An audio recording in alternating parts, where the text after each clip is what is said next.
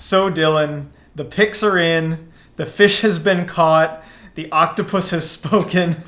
We now know who the Seattle Kraken have taken in the expansion draft.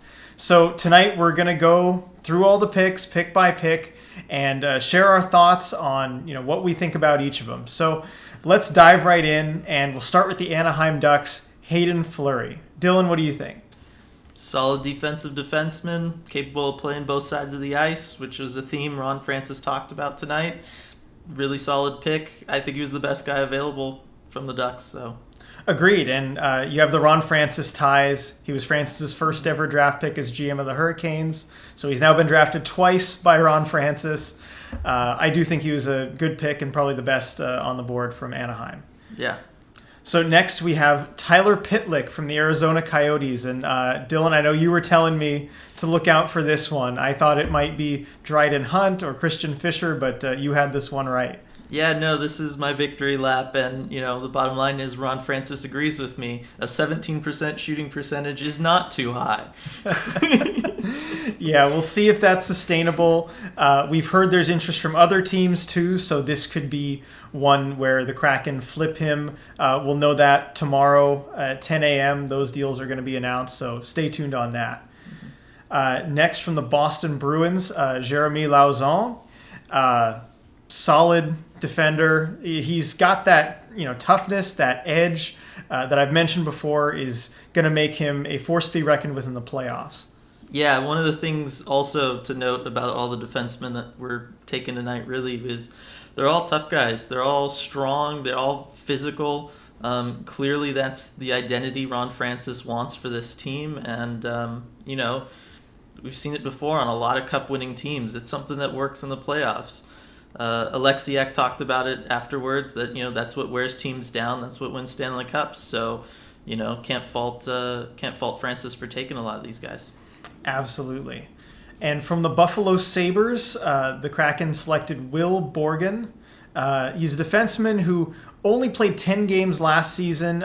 He had a season-ending injury at that point, but he looked very good in that limited time, and I think he's a good bet as a young defenseman the Kraken can put in the lineup. Yeah, a little bit of a dart throw, but at some point, a team like Buffalo, there wasn't exactly a lot of great choices staring you in the face, right? So, might as well take the kid that has shown some promise, right? Right.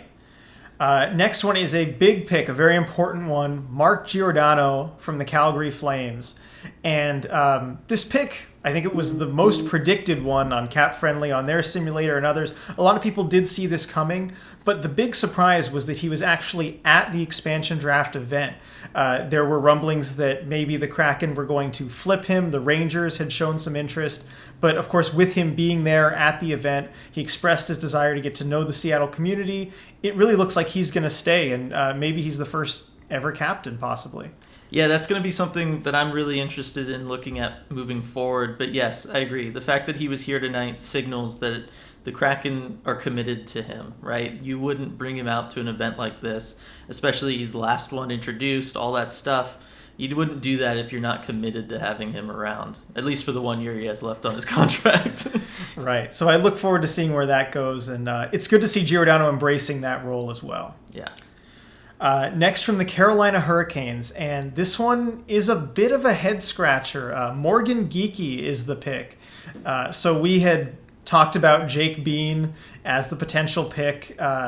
We had predicted Brady Shea being protected, and we got that right. But we really didn't see this one coming, right, Dylan? Not at all. This seems like one of those kind of players that Ron Francis had selected when he was still GM in Carolina, that he's, kind of kept in his mind, and he's going to bring him to his new team with him. Digging into his stats a little bit, he hasn't put up a ton of points. Granted, he hasn't had a ton of playing time in Carolina. It's a really good team, pretty deep everywhere. But he's really, really good at winning faceoffs, especially for a young guy with limited NHL experience. That's something you don't typically see. Usually it takes guys like 5 seasons. Go look at any of those top forwards in the league, from Sidney Crosby to Jonathan Toews to Patrice Bergeron. You'll look at their face-off win percentages. It takes about 5 years before they're really, really solid in the dot. This guy, though, he's already hovering around that 55% mark, and he's only 23. So it'll be interesting to see how he is moving forward. Right. I do like him as a player, but we'll see if any of that gets cleared up as far as why that pick was made. Maybe there was some kind of side deal. It wasn't exactly clear which deals will be released at 10 o'clock. We'll talk about that more later. All right. You just keep going. It's I know. Like a live podcast thing. Yeah. It wasn't exactly clear which deals will be released at 10 o'clock. We'll talk about that more later, of course. But moving on, from the Chicago Blackhawks, the Kraken picked John Quenneville.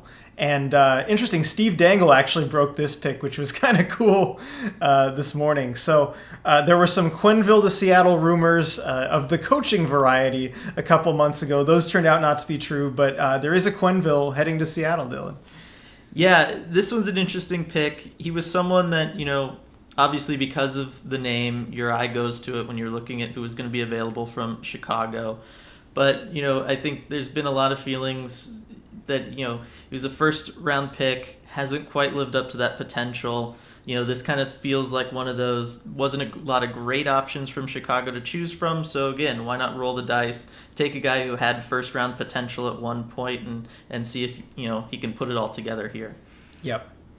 So next from Colorado, Jonas Donskoy. And once the Avs traded away Ryan Graves, we kind of did see this coming a little bit. It looked like Donskoy was the pick that makes sense. And I like this one for the Kraken given who is available. He can kind of slot in different areas of the lineup and provide some skill wherever you need it. He's not really a play driver, but he's got good hands. He has a big reach, actually. He uses a very long stick for his height, which is interesting. But he's a good skill forward that you can kind of move around. Yeah, one of the things that you notice when you look at this lineup is not a lot of, top goal scorers, right? It's going to be interesting to see where the scoring comes from. Assuming the team stays the way it is now, we obviously know tomorrow things are going to change a little bit. But as things stand right now, Donskoy is really one of those only guys you can point to and say, that could be a 20-goal scorer on this team if given the opportunity. And the other thing is, we've talked about he shows up in the playoffs, so we think there's a good shot Seattle makes the playoffs year one, and he might be able to make something happen if they get there. Yep. So next from the Columbus Blue Jackets, and this has got to be the biggest surprise pick. I didn't see anyone have him specifically on their mock draft. It's Gavin Bairuther. He's a defenseman pending UFA, so I don't even know that the Kraken are going to make an attempt to sign him here. Essentially, they're picking no one from the Blue Jackets, it looks like. But the bigger name is the one not picked, and that is Max Domey. We had talked about him when the news broke that the Blue Jackets weren't going to protect him. Dylan and I both thought that he seemed like the clear pick from Columbus and that he was worth that risk being only on a one-year deal. It seemed like a very low-risk, high-upside kind of thing. I don't know why the Kraken ultimately decided not to go that direction. I mean, do you have any hint, Dylan? Only if there was some sort of side deal that's going to be announced tomorrow. That's the only thing I can think of because, otherwise I don't really see what the draw was here. And, that's harsh to say, but it's just what I'm thinking. Yeah, we'll see if we get any further clarity on that. The next pick from the Dallas Stars, Jamie Alexiak. And he's another one of those big defenders that we talked about, size being a theme on this blue line. And he was a UFA. There were not a lot of options from the Stars as far as players under contract. I mean, just about nobody. So the Kraken going for a UFA. They signed Alexiak to a 5-year deal, so they've got him with term. And they really do seem to like him. And he was an instrumental part of the Stars' Stanley Cup final run a couple years ago, too. So I think he'll be a good addition to that blue line. What do you think, Dylan? Yeah, another guy that can eat upwards of 20 minutes a night if needed. Ron Francis really seemed to like him in the post-draft press conferences. He couldn't say enough good things about him. Digging into him analytically, been a solid, driver of possession, going, the right direction for years now. Sometimes really good considering, there are times where Dallas was starting him in the defensive zone 65% of the time, really leaning on him heavy. And, as you said, he was a big part of why they got to the finals a couple years ago. Next pick from the Detroit Red Wings, and I want to give a quick congratulations to Steve Yzerman, GM of the Red Wings. This pick was the last that was leaked, and it was a good few hours after the rest were. For most of the day, we knew 29 of the 30 picks. This is the one we didn't know, but it is Dennis Cholowski, defenseman from the Red Wings, and there were a few D options here. Troy Stetcher was one, but they go with Cholowski. He looked okay this year, on the Red Wings blue line. With this Wings team, there's not a whole lot to write home about as far as the picks. They're kind of like one of those Coyotes situations. And, we'll see where Cholowski fits in. Yeah, as you said, there wasn't a ton of options from Detroit. Kraken got a lot of great defensemen. It's going to be interesting. Not everyone's going to be able to make the lineup. This screams as one of those picks that was made more for the AHL team in Charlotte this year. But, you never know. Yeah. So from the Edmonton Oilers, this is another UFA signing, kind of like Oleksiak. These two were announced together or leaked together. It's a 4-year deal at $4 million cap hit. Adam Larson, and the Oilers were another situation where there weren't a lot of options under contract, but there were some good options as UFAs. And you had mentioned Larson earlier when the protection lists had been announced. What do you think of this signing? It's interesting. When I had mentioned Larson, it was kind of as a reclamation project. He's a guy who's bounced around to a couple teams already in his young career, never quite lived up to the potential of being drafted 4th overall. But he's shown signs of, being at least a top 4 defenseman on a team, right? He's capable of being put out there, and he's not going to do anything disastrous. He might not, score a bunch on the power play or, be able to eat up 27 minutes in a playoff game for you. But, he's not going to, give it away to somebody or something like that. I think the cap hit's maybe a little high for him, especially with that term. But, I trust Ron on this one. Right. This is clearly someone he's zeroed in on. And, we'll see how good his instincts are. Next from the Florida Panthers, Chris Driedger. And we've known this one for a while. It's been telegraphed for a while, and I think the deal was confirmed a couple days ago. And knowing the other 2 goalies that were picked, it looks like he's the odds-on favorite to be the Kraken's starter in net. And I've said this before, I love this pick. Of all the goalies available this offseason, he's the one I was hoping the Kraken would get. He doesn't have a whole lot of NHL games to his name, but what he's done so far has looked impressive. And I think the cap hit, the number is right. $3.5 million times 3 years.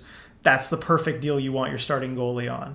And it gives you a chance, and it's not bad if it goes wrong the other way. So I like that pick. Yeah, it keeps maximum flexibility, which is always a good thing to have in a flat cap world like we're living in now. He said something in his post-draft interview that I found really intriguing. He was asked about the expectations on this team, given what Vegas was able to do a couple of years ago in their first season, going all the way to a Stanley Cup final. And, he didn't say that it was like a challenge to try to meet those expectations or anything like that. He just said, we're going to look at that and build off of it as an example of what we could do. Right? It's not the expectation, but it's a place to look at and go, hey, look, expansion teams are capable of anything. Let's, rally together, guys, and let's make something happen. Yeah, I love that answer and his mindset really throughout the whole interview, and I'm excited to have him in the Kraken net. So next pick is maybe the biggest head scratcher for me. From the Los Angeles Kings, the Kraken took Curtis McDermott. And McDermott, really all he does is fight at the NHL level. I mean, I looked at his heat maps to see maybe is there something we're missing. They look what you would imagine a bad heat map to look like, so I don't think the analytics team had a lot of sway on this one. But, what really puzzles me with this pick is the other options who are available. Cale Clegg, second-round pick who is only 23 and probably still has some runway left. I think it might have been good to take a bet on him, especially if you're going with a defenseman. At forward, there's a couple of really speedy wingers, Andreas Athanasiou and Austin Wagner, who I was really hoping might be the pick, as you all know. But there's got to be a side deal with this one. There has to be something that explains this. So I'm going to be looking for that tomorrow morning. Yeah, just like with the Columbus deal, it kind of doesn't make sense without there being some sort of other deal going on.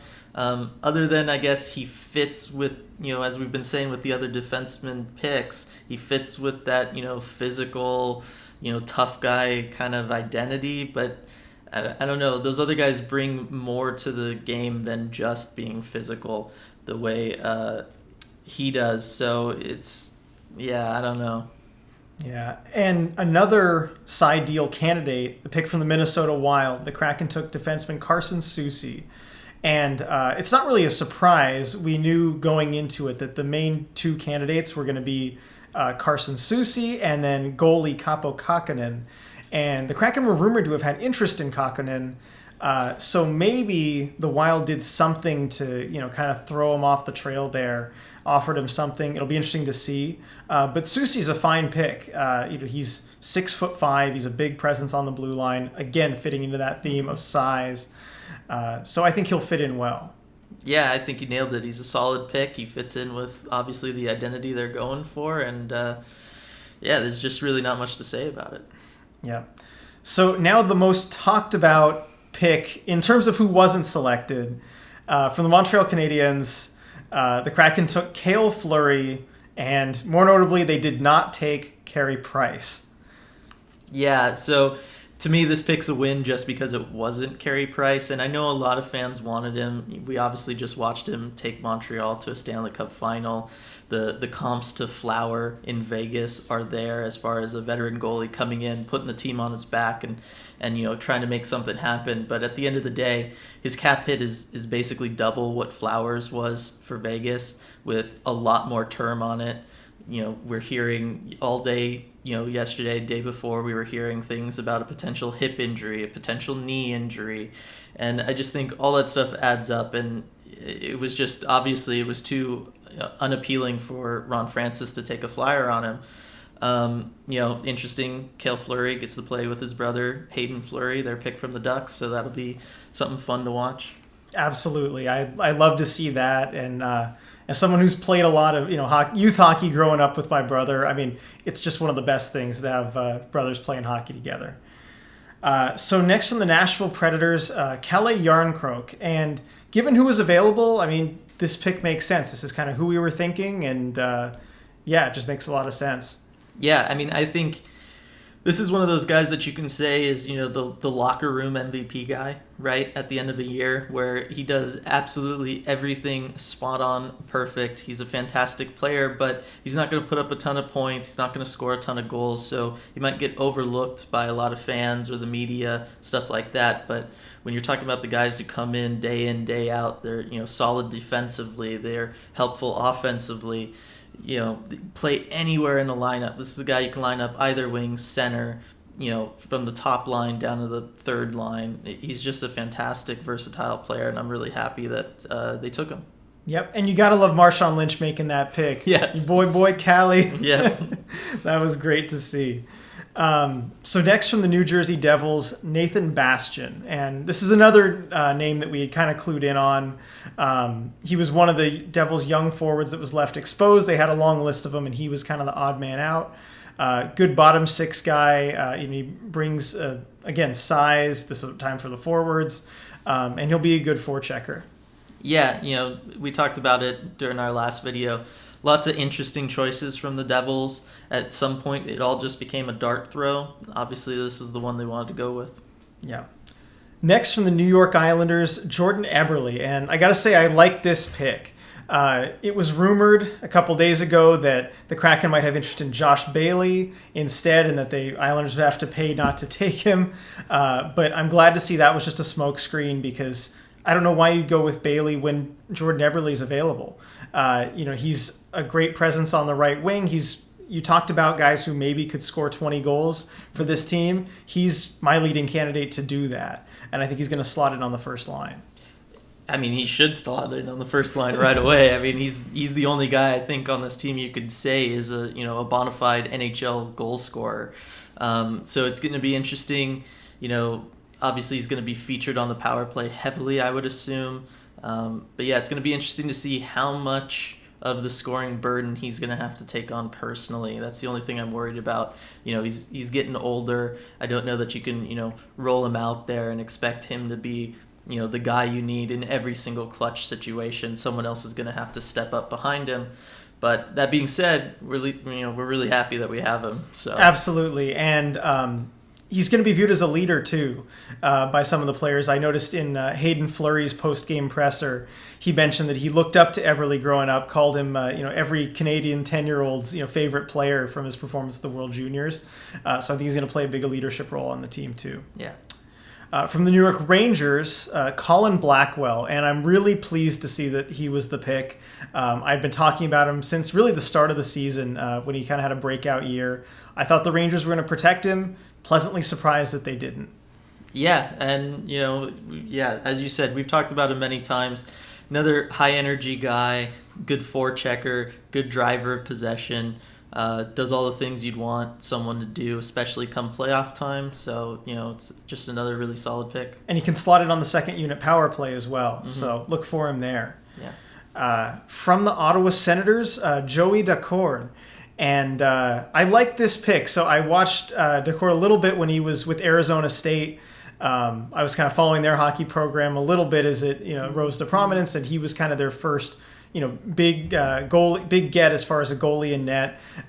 Signed with the Senators as a college free agent and played some games for them last season. It was kind of a toss-up in net with Ottawa who they'd protect, whether it was Decorn or Philip Gustafsson, and we were thinking either one might be a good option for the Kraken to take. And one of the big keys here is Decorn is waiver exempt, so he will probably go down to Charlotte to start the season, but that's fine. He's a younger goalie. He could use some time to develop in Charlotte. Yeah, as you said, it's a really solid pick. Wasn't a ton of options from Ottawa. A little upset that we're not seeing Chris Tierney, but at the end of the day, you can't complain about this pick. So yeah. Now from the Philadelphia Flyers, along with the Blue Jackets pick, this might be the one that nobody really had on their radar. Carson Torrinsky is the pick. So not James Van Riemsdyk. The Flyers basically dared the Kraken to take a big contract, and the Kraken said no. I'll admit I don't know a whole lot about Torrinsky and his game and how he plays. I'm sorry. But most notably, this pick is not a big contract like Van Riemsdyk or Gostisbehere. Yeah, we thought they were going to take JVR, as we were saying with Eberle, not a lot of goal scorers on this team, just to come in and be a guy that you can rely on for 20, 25 goals a season. But obviously Ron Francis has stuff planned for free agency, so the cap space was more valuable. And I think that's what drove this pick, really, ultimately. It was just cap space, not the player. Yep. So now moving on to a pick that was very much the player and not the cap space. Yes. Brandon Tanev from the Pittsburgh Penguins. So we had talked about Tanev, and I had said that I didn't think he was a realistic option for the Kraken, given that contract that he's got 4 years left of term at $3.5 million. And while I like what he brings on the ice, he's one of those players you kind of need in the playoffs to win. I just didn't think they were going to bite on the contract, but I guess that they think it's going to be worth it. Yeah, I mean, we talked about his kind of high-energy physical style of play. You think it would break guys down, but for some reason, some of these guys, they'll play till they're 40 doing this, right? I think he's one of those guys. I think he brings a lot come playoff time. We saw that with Pittsburgh this past year. He's not out there scoring goals, but he's making chances. He's keeping pressure off the star players. And I think, he has some good leadership qualities. He's a guy who never gives up. We've seen him, compete really hard with, down 3-4 goals, right? And I think there's something to be said for that. So next is Vince Dunn from the St. Louis Blues. And the conversation was really, is it going to be Dunn or is it going to be Tarasenko? And word came out that if the Kraken did pick Tarasenko, Seattle would not be his final destination. He would be flipped somewhere else.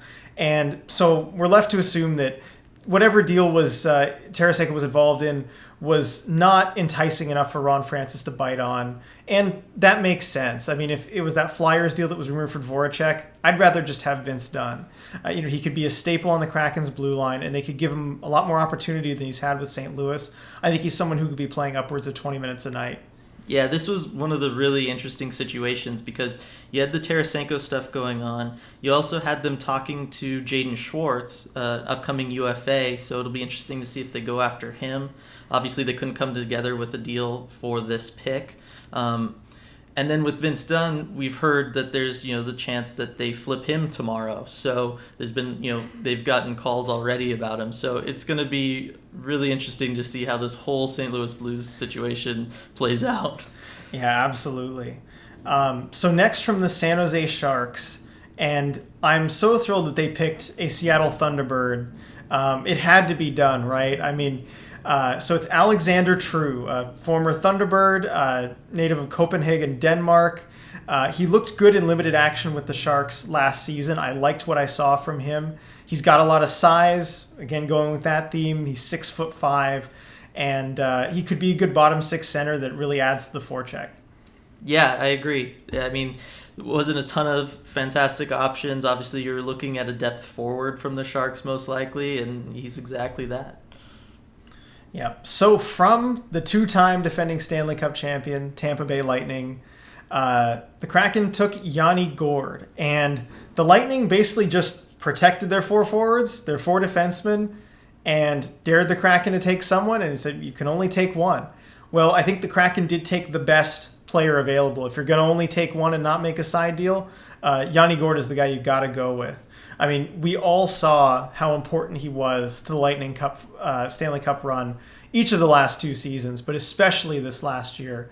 And I think with like another pick like Mason Appleton, or maybe if the Kraken could go get Blake Coleman in free agency, they could form a lethal shutdown line.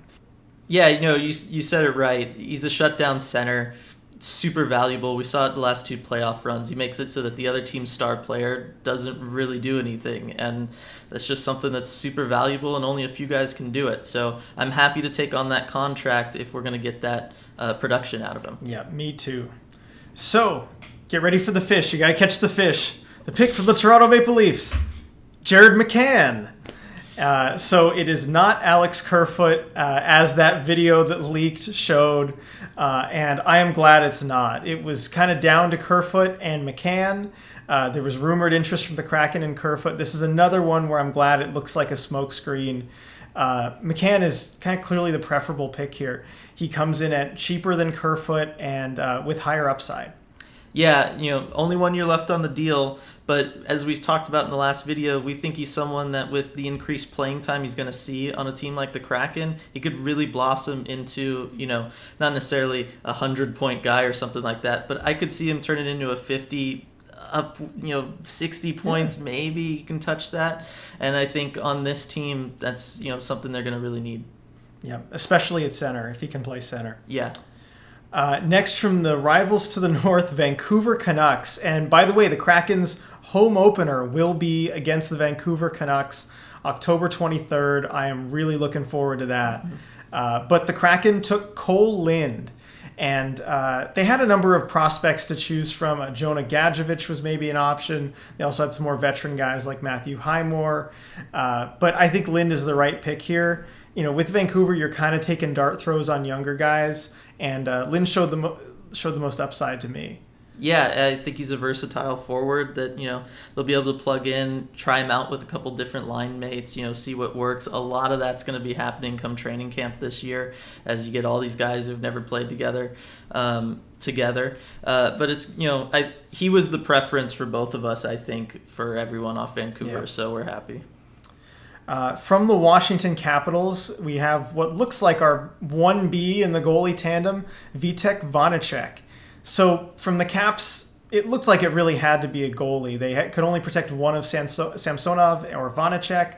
And Vonachek was the odd man out. And despite all the good Capital skaters that still were available, a lot of good depth guys, Vonachek just seemed like the clear pick here. Yeah, I'm super excited for this goaltending tandem. We talked about it. These are guys, they'll have the opportunity to ride the hot hand throughout the year with both of them. But the other thing is, I think they're both capable of being relied upon heavily at the beginning of the year, because while this roster is figuring itself out, while the lineup's figuring itself out, right, there's going to be a lot of movement as chemistry is built and all that stuff.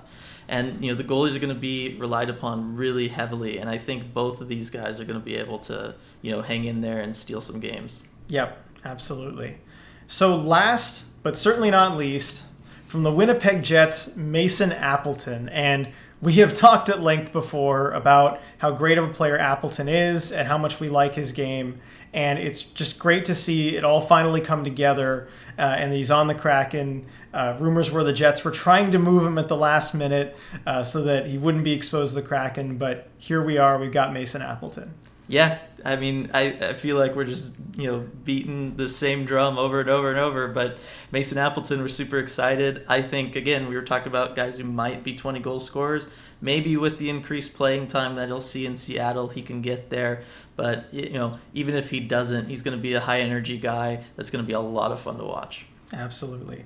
So, Dylan, now that we've gone through all the picks, a couple big questions surrounding the expansion draft as a whole. And the first one, the most obvious one, no side deals?